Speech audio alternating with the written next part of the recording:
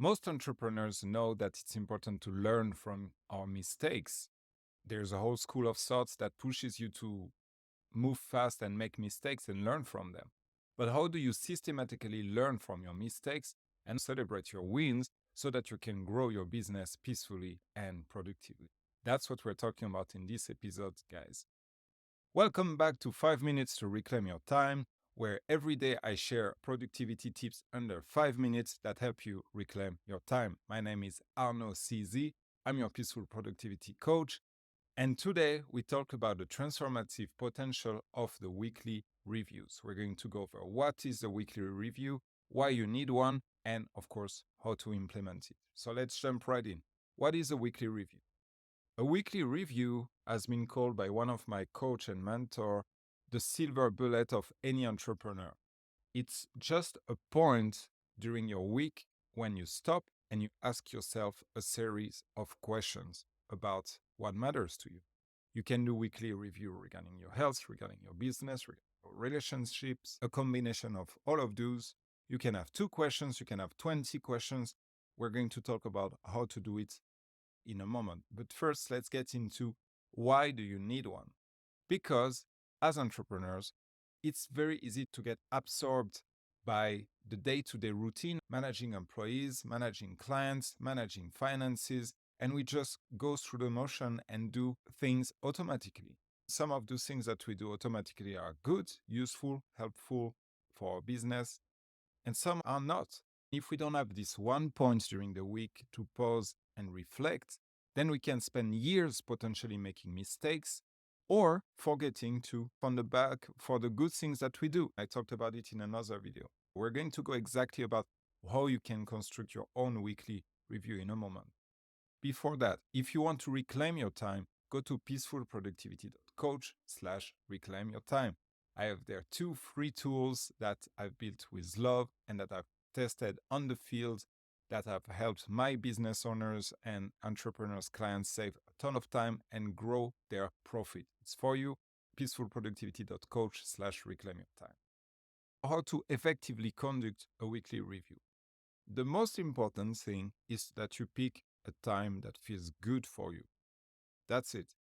You pick a time where you know that you're not going to find an excuse not to do it. For me personally, that's Sunday evening when I come back from the gym and the sauna. So you see that what I've done is I've connected that to another habit that I already have. This is called habit stacking.